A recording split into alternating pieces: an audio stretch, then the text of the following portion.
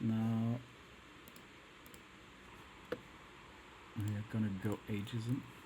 So let's do another else if age is bigger than, greater than, or equal to 100.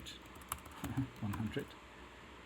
Then print, and let's say new lived a long life. Congrats. Now if we run this, we're actually not going to get this output, because this condition is fulfilled true first.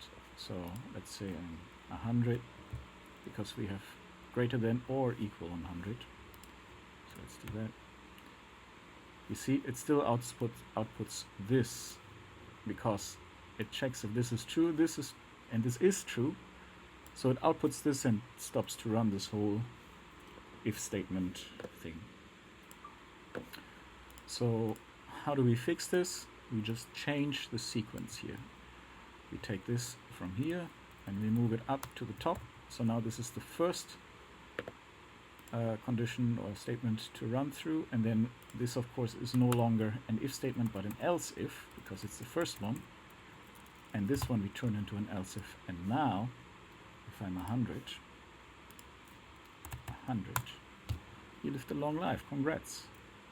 Right? But if I'm 99, I'm old enough to vote. So now we have these different age brackets here that get different outputs.